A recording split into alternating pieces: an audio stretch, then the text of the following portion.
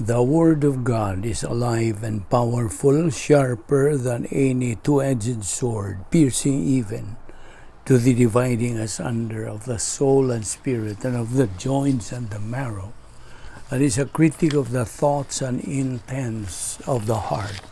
All Scripture is God-breathed and is profitable for doctrine, for reproof, for correction, for instruction in righteousness, that the man of God might be mature, thoroughly furnished unto all good works.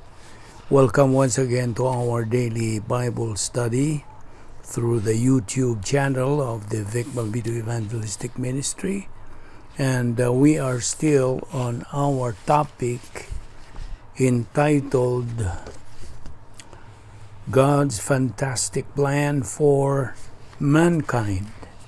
Okay, now it's presumed that you utilize the principle of 1 John 1:9 before we could start our Bible study, so you can be filled by God the Holy Spirit, and you are controlled by God the Holy Spirit in teaching you the truth of God's Word. But for you unbeliever, it is faith alone in Christ alone. Acts 16:31 says, "Believe on the Lord Jesus Christ, and thou shalt be saved." Therefore, let us pray.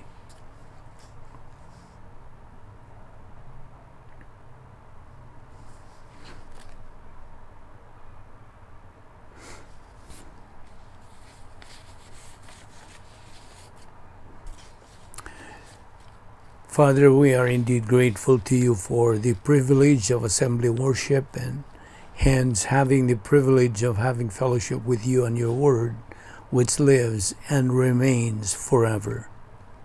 We thank you that your word is forever a lamp unto our feet and a light unto our path, because the entrance of your word giveth life, it giveth understanding to the simple. We thank you for this Bible study through the YouTube channel. All this we ask in Christ's name. Amen. Okay, we will continue now where we stopped yesterday. We said that the cross is the representative of salvation, or representing salvation. So here is the provision of salvation, and this is the stimulus to all members of the human race.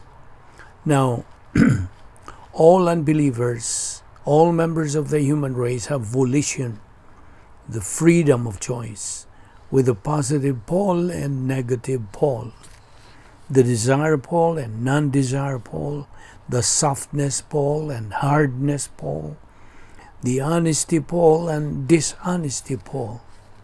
And listen, if the unbeliever, he receives knowledge of the gospel message, it goes into the mentality of his soul.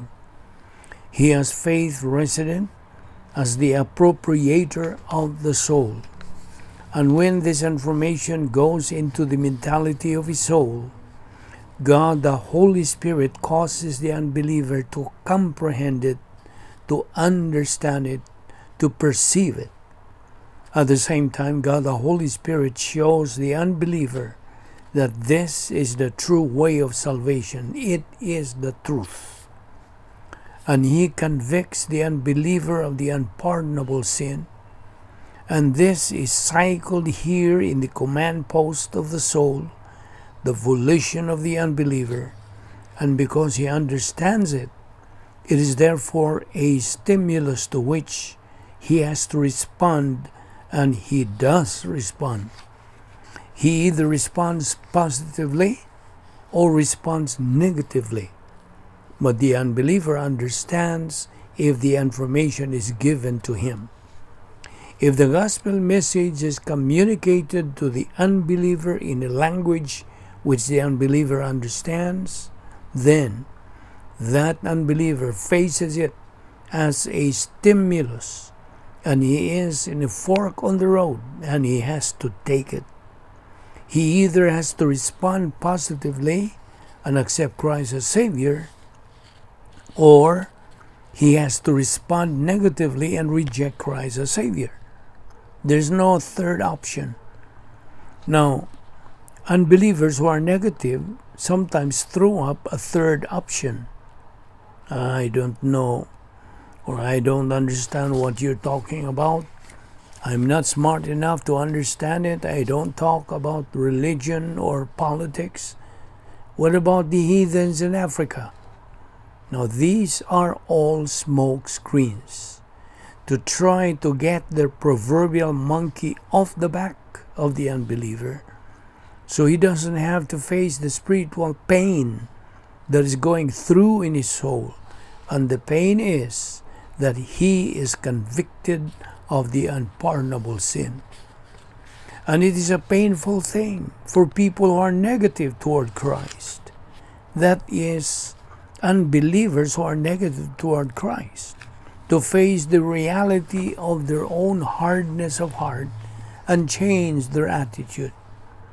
But when they are informed that their negative volition, their rejection of Christ as Savior, is going to send them to the lake of fire, it is that threat, that warning of punishment, that maximizes the pain as designed to bring about an avoidance procedure called using the fire escape. It is painful for the unbeliever to be convicted of the unpardonable sin, even though he knows the gospel message of the truth. It is more intensely painful for the unbeliever to be warned about going to the lake of fire and spending eternity there. However, it is most painful for an unbeliever to wind up there. So the threat, the warning about the lake of fire, and the warning of the unpardonable sin cause pain and discomfort to unbelievers. That is why they have all kinds of smoke screens that they throw up. Like, I don't talk about religion and politics, or mind your own business, or I'm not interested. Well, remember, the day will come when every unbeliever is going to be interested. Negative volition is not going to go on forever. It haunts the unbeliever to death. That's in Luke 16:19-31. The rich man had his death, and they had a great funeral. They wanted to honor the memory of him, especially those who have inherited his wealth. But the unbeliever saw his body was there, and they had a funeral, and they buried him, mourned for 30 days, but he had been mourning for 30 days in torments, and it was just getting worse. That rich man went to torments because he rejected Christ as Savior, not because he was wealthy. He left all his wealth behind on the earth, and now he is eternally poor. And he has two requests. You may recall, or you may not recall. Luke 16, he wants Lazarus to dip the tip of his finger in water and touch his tongue, because he says, I'm constantly tormented in this flame with pain, and I'm dehydrated. Now, do you know what's like to be dehydrated? It's very uncomfortable. And his second request was to send Lazarus back. That is his second request to Abraham. Send Lazarus back to my father's house, because I've got 5 brothers, lest they also come to this place of torture or torment. So he is compassionate now. He knows 2 things. Number 1, it's too late for him. Number 2, it's not too late for his brothers. But he knows of his brothers now. This rich man in torments. It is true of all unbelievers in torments. They have a very clear understanding of the issue of the gospel. It is absolute. It is in their faces. They know that if they don't accept Christ as Savior on the earth, any unbeliever is gonna wind up in the same place, in torments. And unbelievers in torments don't want anybody else to go there. You see, Luke 16:19 through 31 is not a parable. It's never referred to as a parable. Now this rich man is going to torments, and that is the warming up spot of the great white throne judgment, and from there to the lake of fire, where the unbeliever is tormented day and night forever and ever. Now, therefore, the threat, the conviction of the unpardonable sin of remaining negative in rejection of Christ as Savior produces great discomfort and stress to the soul of the unbeliever. And it is designed by God the Father and in the convicting ministry of God the Holy Spirit to accomplish that you and I don't lead anybody to Christ. It is God the Holy Spirit who does it. We give the message. The believer is working for the divine post office. He just delivers the message, the mail.